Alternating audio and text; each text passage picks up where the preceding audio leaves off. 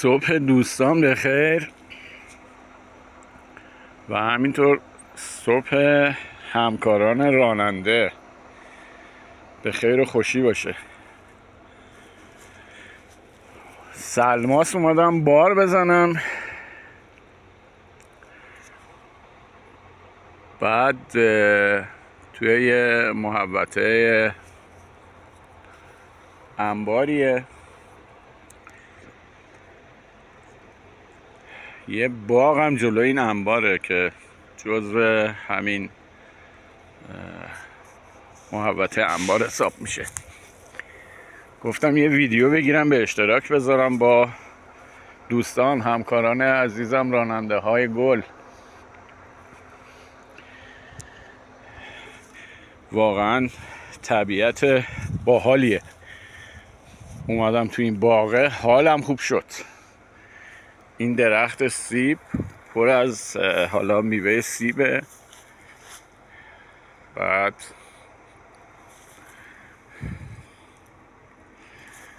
درخت گردو که البته گردوهاشو کندن، ولی خیلی حالمو خوب کرد. امیدوارم شما با دیدن این ویدیو حالتون خوب بشه. صبحم هست 26م، هوام در ضمن خنکه، همچین یه چیزی بین این که کاپیشان تنت باشه یا نباشه. این هم درخت گردوه که گردوهاشو تکوندن، نداره گردو، ولی خب سیبا همینجوری پره، بارشون هم بد نیست. چقدرش هم حالا ریخته زمین، رسیده و ریخته زیر درخت. این چه سیب خوشگلی هم هست، لک هم نداره زیاد، نه لک نداره. اینجا راه میری صدای سیبا رو میشنوی که درخت تپ تپ میفته پایین. آره خیلی جالبه. خدایا شکرت، طبیعت باحال. ببین اینجام سیبا ریخته زیر درخت، بعضی هاشم که به درخته. چقدر قشنگه، مثل اون،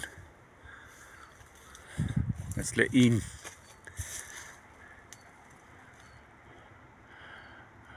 خیلی قشنگه، مثل اون دوتا. خیلی جالبه.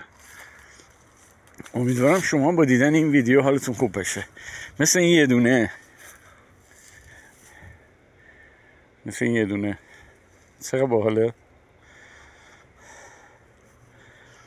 حالا این یه دونه رو دیگه من وسوسه شدم و چیدمش، ولی اون یه دونه رو که از روی زمین برداشتم. دوستان امیدوارم که از ویدیو خوشتون اومده باشه و همینطور یه حال خوبی بهتون داده باشه. جاتونم خالیه، خیلی قشنگه.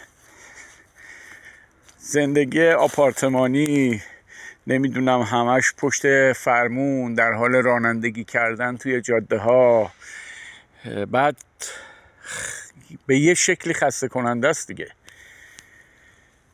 وقتی میای یه همچین جایی رو میبینی، خب برات لذت بخشه دیگه. یه همچین جایی رو میای میبینی، از دیدنش لذت میبری.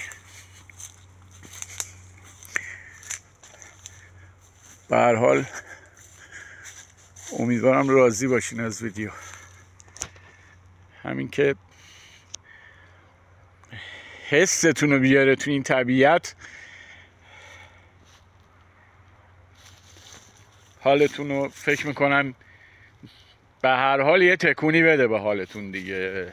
آره